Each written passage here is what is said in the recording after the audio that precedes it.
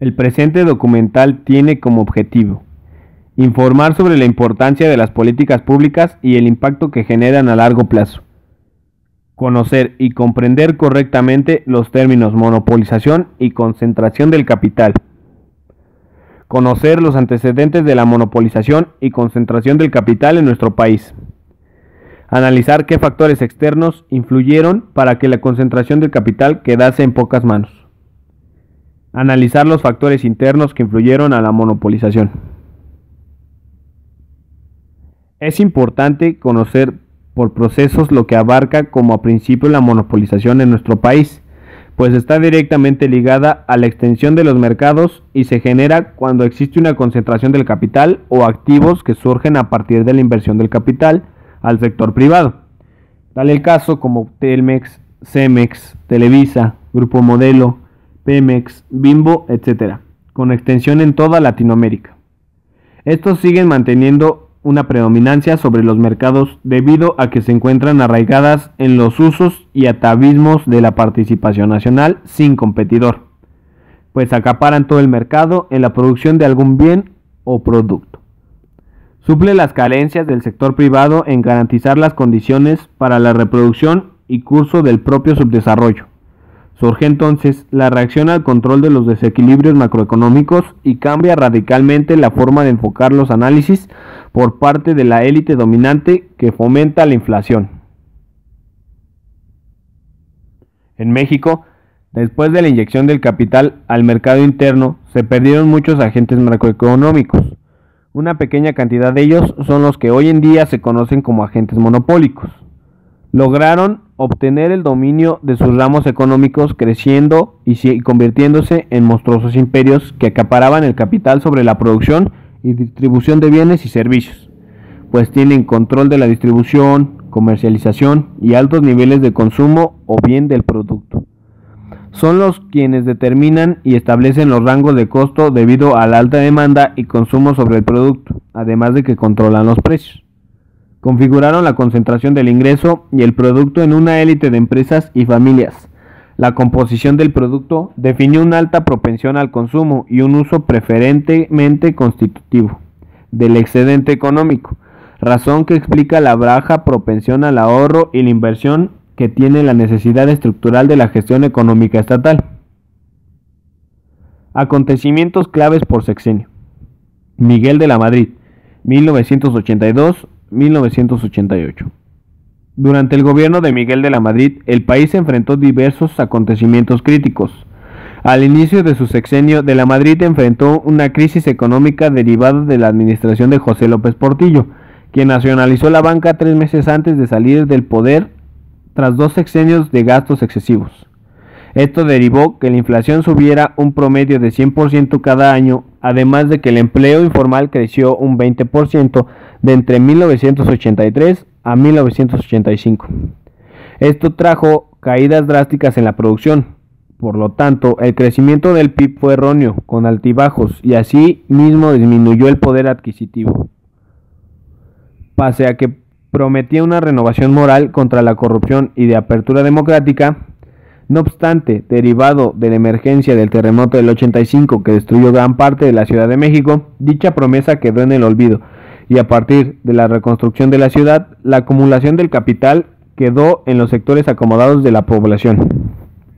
Carlos Salinas de Gortari, 1988-1994. El sexenio de Carlos Salinas fue cuestionado desde su inicio, ya que durante las elecciones de dicho mandatario el sistema sorpresivamente se cayó, lo cual generó dicha desconfianza en los mexicanos. Además, su sexenio se caracterizó por lo siguiente: aumentos significativos en el déficit en cuenta corriente, sobrevaluación del peso con relación al dólar, aumento en la emisión de los tesobonos, que son instrumentos de deuda pública interna denominados en dólares, insuficiencia del ahorro interno, aumento de la cartera vencida de los bancos debido básicamente al aumento en las tasas de interés de la banca comercial. Lo anterior, aunado a una serie de disturbios en la seguridad del país como producto de los asesinatos políticos y la rebelión de Chiapas, lo que provocó que las inversiones en el país sufrieran un drástico decrecimiento. El tan nombrado error de diciembre se resume en las autoridades tomaron la decisión de liberar la protección que tenía el peso y que se dejara llevar por el mercado, lo que elevó el nivel del dólar, estallando la crisis que impactó todos los ámbitos de la economía mexicana. Esto, en años subsecuentes, genera mayor desequilibrio económico en el país y mayores desigualdades. Fue a partir de este sexenio que los grandes capitales comenzaron a concentrarse. Las familias del poder comenzaron a tomar la fuerza que hasta el día de hoy sigue presente. Ernesto Zedillo Ponce de León, 1994-2000. La presidencia de Ernesto Zedillo estuvo marcada por una de las crisis financieras más importantes del país. Tal crisis, derivada del error de diciembre, provocó una fuga masiva de divisas ante la situación política del país y diversos problemas financieros. El precio del dólar incrementó cerca del 114%, de 3.40 a 8.70, entre diciembre del 94 y marzo del 95. Inmediatamente causando quiebras de miles de compañías, desempleo y que muchos deudores se vieran impedidos de pagar sus deudas, el gobierno de Ernesto Zedillo ideó el Fondo Bancario de Protección al Ahorro para aprobar a la Banca Nacional contra los deudores. Resolvió el problema por medio de 2 préstamos hechos por los Estados Unidos a México por un total de $20 millones. Es durante el gobierno de Zedillo que se sientan las bases para la democracia efectiva en nuestro país, permitiendo la alternancia para el sexenio posterior. Vicente Fox Quesada, 2000-2006. Al ser el primer presidente de distinto partido político en nuestro país, el panorama era sumamente prometedor, y así lo fue. Aparentemente el Producto Interno Bruto creció a un promedio de 2.25%, de acuerdo con el INEGI. La pobreza extrema disminuyó en comparación con el sexenio de Zedillo, la inflación se mantuvo, el tipo de cambio se mantuvo constante y en general la economía parecía ir creciendo considerablemente. No obstante, al fomentar el crecimiento de las pequeñas y medianas empresas, gracias a diversos incentivos económicos, se descuidó el campo considerablemente, lo que aumentó el precio de los granos. Pese a ser un presidente que le apostaba a la educación, también se destacó por estar sumamente ligado a la clase empresarial de nuestro país, la élite que hoy por hoy presenta un factor real de poder y que ha concentrado gran parte del capital económico del país, contrastado a las múltiples desigualdades que son más evidentes con el paso del tiempo. Felipe Calderón Hinojosa, 2006-2012. Al comienzo de su sexenio, Calderón aplicó un decreto de austeridad en el cual se reducía el sueldo de sus secretarios de Estado. A un mes de comenzar su gobierno, Calderón se enfrentará a la crisis que trajo la súbita elevación del precio del maíz y de la tortilla, llegando a duplicarse el costo de esta última. Calderón impuso considerablemente el fortalecimiento de un ambiente de negocio sano y competitivo, que permitiera generar diversas fuentes de empleo, gracias a la inversión extranjera, garantizando facilidad para hacer negocios. Además, durante el gobierno de Calderón, se crearon 51.520 empresas y que los apoyos a las micro, pequeñas y medianas empresas se ha incrementado hasta 600% de 2006 a 2012. Sin embargo, la violencia incrementó drásticamente durante su sexenio.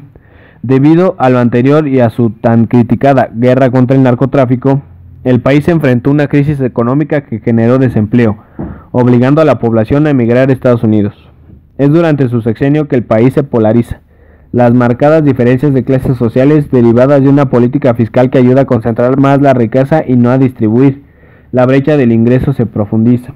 Esto explica el aumento de la delincuencia e inseguridad.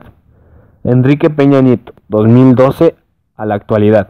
El presidente Enrique Peña Nieto asume la presidencia con un sinfín de promesas y escenarios prometedores para el país. La aprobación de reformas estructurales en materia energética, de educación, fiscal y política contribuirán al desarrollo y crecimiento económico del país. Sin embargo, no contaba con distintos factores externos que generaron un incipiente crecimiento de la economía de apenas el 1.5% y han provocado poca credibilidad en el gobierno. Hoy por hoy el problema más grande del presidente ha sido los múltiples escándalos relacionados con su imagen pública y enriquecimiento a costa del bolsillo de los mexicanos. Sin embargo, lo peor ha sido la disminución considerable de la clase media en nuestro país, que ahora ha pasado a ser pobre. Si bien la pobreza extrema ha disminuido, esto no es suficiente. ¿Cómo podemos hablar de avances cuando tenemos el municipio más pobre del mundo y a uno de los más ricos del mundo en el mismo país?